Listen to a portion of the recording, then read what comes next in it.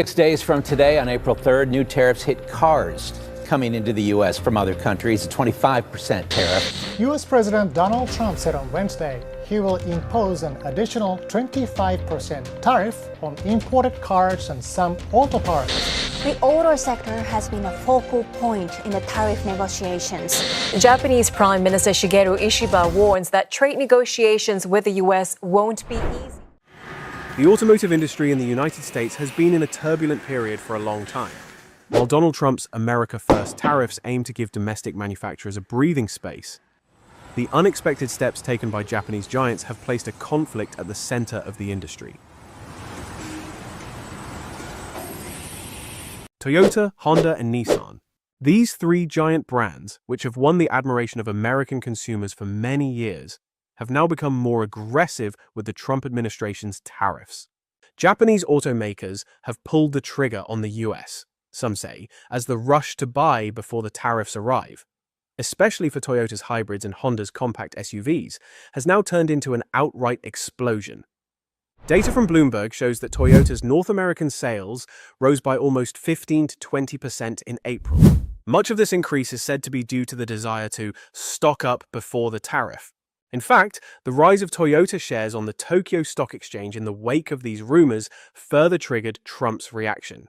In fact, the dominance of Japanese brands in the US market is not new.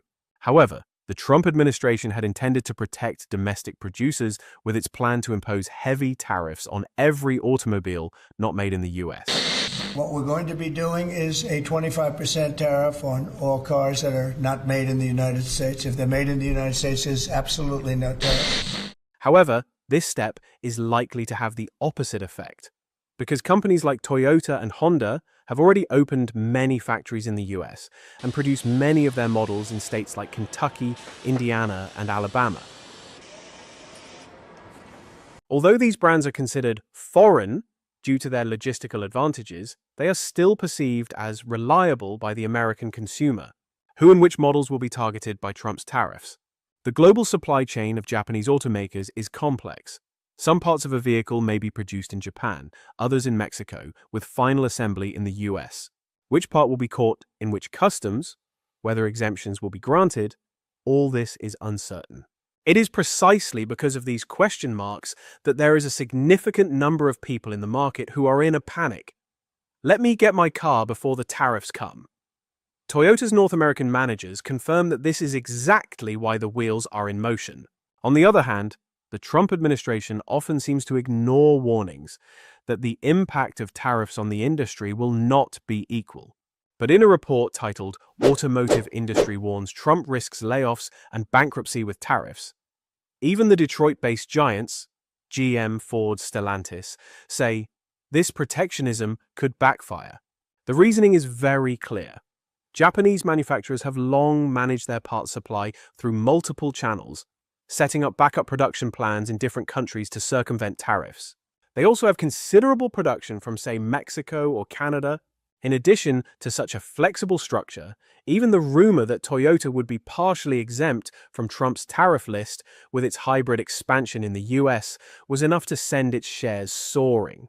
Moreover, the fact that the new hybrid and electric models are attracting interest from American customers who want to look greener reinforces the perception that Toyota will still sell even if the protective tariff comes. Honda is following a similar trend. We will expand production in the US to fight the tariffs, the company signals. Is Honda moving everything to the US? Asked the question in some news videos on YouTube. Of course, it's not easy to move everything, but even this rhetoric creates a feeling on the Trump front that, look, the tariffs worked. The Japanese are coming to invest. However, the reality may not be so simple. Honda could, if necessary, source parts from other Asian countries to ensure that the final products to be assembled in the US are taxed the least. In such turmoil, Nissan's position is also noteworthy.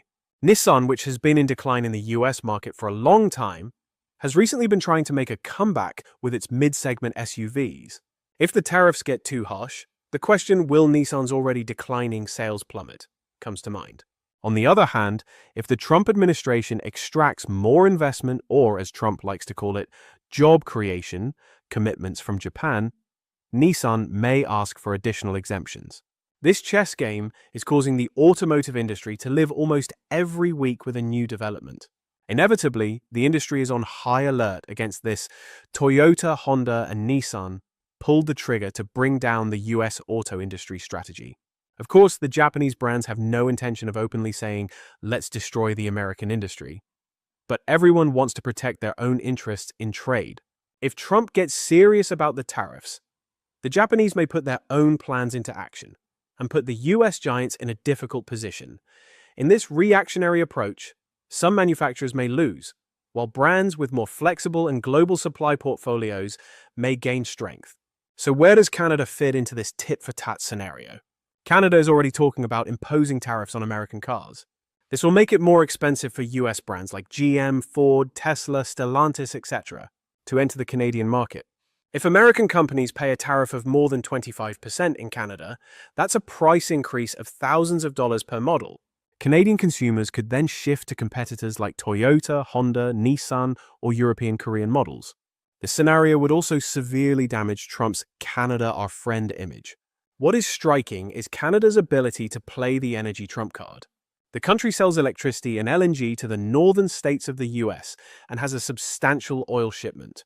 If Canada says, if you impose tariffs on our cars, we will impose tariffs on your LNG, electricity and oil, regional problems could erupt in the US energy market.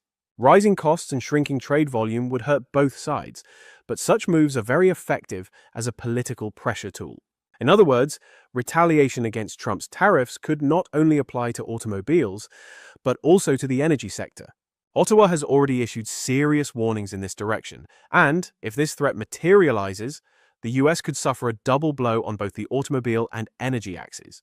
If we look at the data, at the end of 2024, Japanese automotive brands held almost 37% of the US market. Toyota around 15%, Honda 8%, Nissan 6%, Subaru and Mazda 37 to 38%. This share is much higher than expected and is largely due to customer loyalty, innovative models, and production quality. If tariffs are imposed, perhaps a short-term decline in this share can be foreseen. However, Toyota and Honda already have large assembly volumes in states like Alabama, Ohio, and Kentucky. This requires Trump to clearly define the group of vehicles he wants to subject to tariffs. If he says only vehicles made in Japan, then Toyota's top segment or some Lexus models would be affected. But the biggest sales volume comes from SUVs and pickup trucks assembled in the US. Some of the models like the Toyota RAV4 and Honda CR-V are already made in the US, so a complete ban or barrier could become logistically and legally complicated. Even this uncertainty is causing turmoil in the market. Automotive giants are experiencing fluctuations in their shares on the grounds of political risk. In the midst of all this, there is the fact that Toyota shares soared on news of hybrid expansion in the US and Trump's tariff exemptions. Investors think that Toyota may find an intermediate formula at the last minute, promising additional investment in hybrid or electric model production and softening the Trump administration. Therefore, Toyota's value is rising in the stock market. Honda could develop a similar strategy. If it increases electric vehicle production at its giant plant in Ohio, it could get an exemption from the White House. Although we cannot see a clear opening on the Nissan side, it is expected to try to avoid the tariffs, possibly with the announcement of expanding US production. On the other hand, American manufacturers such as GM and Ford are worried. Will these tariffs benefit us, or will they lead to an increase in the cost of parts supply? Because in addition to Japanese companies, there are also Korean and European manufacturers, and tariff chaos could upset the supply chain. The industry reminds us that Trump-like protectionism can be counterproductive. Yet, Japanese brands' aggressive pre-tariff sales campaigns are creating a last-chance atmosphere in the US market. It is known that there is more demand than usual, especially at Toyota dealers. And Bloomberg data shows a sudden jump in Toyota sales in April. This jump makes the Trump administration say, look, as soon as they announced the tariff, the Japanese melted the stocks and used the price advantage. Time will tell whether this will push Trump to react more harshly or whether he will interpret it as domestic brand purchases will increase as I want. When Canada enters the equation, the trade war becomes much more complicated. The automotive and energy sectors could literally be dragged into a tit-for-tat spiral. Because while Canada is dependent on the US in certain areas, the US needs Canada both in terms of markets and energy logistics. In the presence of this interdependence, harsh outbursts could harm both sides. Perhaps eventually diplomatic talks will start, and tensions will ease with temporary solutions such as Toyota and Honda increasing their production plans in the US, or receiving additional tax exemptions. But at this stage, the Trump side is sending the message, "I am determined," while the Japanese and Canadian sides are saying, "Then we will play our cards close to our chest." As a result, the trade war has the potential to shake the automotive industry to an unprecedented extent. If Japanese brands find ways to manipulate the US market by claiming that they have pulled the trigger, the American automobile industry could take perhaps its sharpest turn yet. Hundreds of thousands of jobs, bankruptcies, layoffs, and the shelving of huge investments could be on the agenda.